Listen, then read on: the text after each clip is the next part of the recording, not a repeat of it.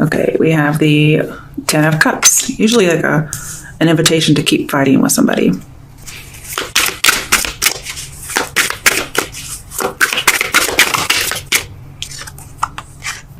Nine of Wands. And so definitely keeping fighting if you think about the typical Nine of Wands. Okay, let's get one more. Oh, there. Try to pull over. The Page of Wands. Okay. Bottom of the deck is the Five of Swords. Eek. It's usually a deceptive partner. All right, so let's get the regular meanings. And I don't usually combine these together because they're just, sometimes they go together, but I don't read them in pairs like typical Tarot or Lenormand, for instance. We have no major arcana, so that's something. Oh crap, I can't read in Spanish. What the fuck? Okay. Or maybe it's Italian, I don't know. Okay, so with the Ten of Cups, what we have here is compromising one's success. So again, somebody may have been doing well, and then they made a decision to relapse. But there's this invitation to still fight. So somebody may say, like, let's keep going. Let's keep fighting the addiction. With the, Nine of Wands. Okay. So with the Nine of Wands, guys, I'm seeing there is a good situation going on, but it says to watch your back. Somebody should be defensive and vigilant. So for some people, this could be somebody's going to try and coerce you, okay, or manipulate you, and it's just to use you, okay. Some of you, that could be you doing this, and so I feel like when it comes to that career, for instance, it's a good situation. Watch your back, because somebody may try to coerce you to do this to get a job. Or if you do this, you may emotionally harm yourself. And then we also have the idea of the self-esteem, which again, you could emotionally harm yourself by doing things like this. Then we have the Page of Wands. This says, you're probably going to have perfect sexual harmony between you and someone else, or there's going to be perfect sexual harmony with two lovers. But it says there's no abuse of power by the man who harmlessly holds the sword. This is not even a sword. Or does he have a sword? He does have a sword. See that? Yeah, I didn't even notice that. So I don't think somebody's trying to harm somebody. Perhaps that's an epiphany, because there are times where if somebody, if you're really like, say this, if you're compatible with somebody sexually, but maybe you don't know this until later on. Like say in the past, you've had possibly abusive sexual relationships and you get to be with somebody for the first time who's not abusive. They can still throw it down like anybody else or like nobody else maybe, but that could be an epiphany, like, wow, this person's going to respect boundaries because he thinks I should have these boundaries or something like that. I'm using he just because it's the opposite sex of me. Okay, so that's pretty cool. Maybe you have an emotional epiphany through sex, like, wow, this person might actually care about me, or I might actually care about them. That'd be a good thing. They may, there's a possibility somebody could deny sex that you've already had sex with, or vice versa, maybe. Okay, now we have the Five of Swords, which I'm a little worried about. So let's see what that says. Okay, so with the Five of Swords, talks about overturning a situation and confronting risks. So I feel like somebody's going to try and push some limits. That could definitely be some sexual harmony. Like maybe you guys are more able to read each other's movement or minds, whatever it is, and at least sexually. And it says overturning a situation. So somebody may feel like there is going to be something for the better here. It may start out manipulative and terrible, even though the person doesn't know it. But it's confronting risks. Just be careful, because if you're confronting a limit, that limit may be there for a reason. Okay? And if you go past that limit and it's the wrong decision, I mean, all you can do is say, oops. And if it has a profound emotional effect, well, you're pretty much fucked. Literally and figuratively. So just be careful when it comes to limits sexually. Okay.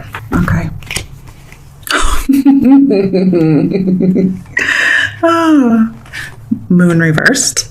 Two of Wands. Let's get one more card for the other side of the Two of Wands. Oh, okay. Judgment. Judgment and the Moon reversed. That's like the fucking epiphany of the whole deck. Okay. Bottom of the deck, King of Pentacles reversed. Say what? That's way too boring to be in here. Okay. I don't know why he's here. He must be the person. It's a court card, but usually when they're in reverse, they're not always people. But let's stick with this first. Two major arcana. Okay. Arcana. Who cares? So we have, if you control your emotions, it'll right the situation in your favor. That's advice. It also talks about not taking risks while facing fears. Okay? Because I feel like somebody's not really emotionally stable. And so you're trying to face fears, but at the same time, you should not be taking risks because you're not seeing clearly. I'm seeing like you're really dealing, or somebody's dealing, maybe a Pisces, with their shadow self, their devil self. And if this reading has a card that I can just envision, it's the devil, okay? That's addiction and sex and whatnot. And again, I'm seeing kind of like a lack of awareness, or there was a lack of awareness and somebody becomes aware. It could be a manipulation, epiphany, whatever it is. Okay, I'm going to skip to Judgment. So with Judgment here, I feel like facing things realistically, like realizing I have to have a boundary on something. Hopefully a boundary is not crossed, and that's how you get the boundary. You know what I mean? You want to actually have these things thought of ahead of time. Okay, so I'm feeling like innocence here. Because we kind of have a choice between like being innocent and then like having an epiphany. So it's like lack of knowledge, innocence, kind of previous lack of knowledge, but then gaining knowledge. Okay, so I feel like we're both still kind of here. We have good judgment and not so good judgment, but it's like not so good judgment that gets changed. So either way, you're going to end up with changing of judgment, or the person you're with will. So this is a good thing. Okay. I feel like you have to bridge this gap in knowledge, and there's going to be some kind of a resolution or a healing to something. This also says, don't forget whatever this epiphany is, whether somebody's crossing a boundary or not, don't forget, so you don't repeat it again. Okay? Because this is like a definite new awareness, like just information was released to you. And also it's called like emotional clearing. So very good to see. It may be that somebody has to fall off the bandwagon to realize why they got off of it or why they got on it in the first place. And then they just have to wipe the slate clean. Like, okay, that was it. I know why. I'm not going to go back anymore. Because see, somebody's trying to raise it from the dead, but they're not. They're going to leave it dead after this one relapse kind of a thing. And the thing is, you shape your own reality with your thoughts. And that's what is also here as well. And I feel like somebody's no longer going to be of two minds anymore. They were, that's definitely here, but they won't be. They're going to realize, that's not my crowd anymore. Or that's not my scene anymore. I don't do that, and I can see why. So again, control your emotions, control the cravings, whatever it is, and everything will right in your favor. Because what I'm seeing is you guys are going to make a judgment that, because this is more characteristics, that this is perverse, okay? And corrupt. And it leads to peril. And you've been down that road before, it looks like. So it's almost as if saying, been there, done that, boring, okay? It's like, I'd rather be bored than do something unethically, because this talks about reaching a goal unethically. So just be careful, because it's a vice, it's a weakness. I feel like somebody's going to drop the bad habit, but it's going to take a little bit. This could be a boss, some kind of official person, because I have a corrupt official. So if it's not you, this person's dealing with it. They're very non-traditional. And talks about you're going to miss your path if you continue down this road. It's peril, okay? All right, so this definitely goes with the other reading. All right, let's do another quick one. I'll use a stick. So, because you guys are getting a ton of readings. All right. What's another scenario that Aquarians are going to encounter? Okay. Lovers reversed. Sex only. Shit. The Fool. Having a new start. I like that. But still non-traditional. One more card. Magician. 3 major arcana. What the fuck? Okay, what I'm seeing is some of you may be with the one. Okay? Some of you aren't even seeking the one. You're like, I'm a free bird. I'm not traditional. I'm based on sex only. And that's what I'm manifesting. But some of you have to trust that this sex only kind of deal is not the right path. You're going to have to trust it and manifest something different. Oh, okay. I also feel like you're going to notice your emotions are going to blind you to what you have, and it's going to cost you. Whatever that's about. It could be about the same thing. I'm seeing somebody doesn't think they're with the ideal partner, and they may want to have a different start. I see people taking risks and facing life, so they should do it realistically. But I'm seeing your choices, especially bad choices based on sex, it affects you and affects other people. It's not just you. And again, I'm seeing somebody's going after something for freedom, liberation, self-esteem. It's all just repeating itself, guys. And again, your enlightenment or your epiphany is going to seem foolish to the outside people. And it could be that the epiphany is something that is foolish, okay? Because if somebody has to get hurt or there's no limits, then there is something wrong that needs to be fixed. And here we are having somebody needed to fix something. But again, you manifest, you shape your reality, okay? I think you have to face some kind of a conflicting belief, and somebody wants to be carefree. I see somebody's trying to avoid some consequences. I'm seeing like failure and foolish plans. Like I see somebody's making foolish plans for themselves. It's almost as if we have sexual addiction, so it's like they're immature romantically and sexually. And so they just get into these destructive relationships. And they're doing this all themselves.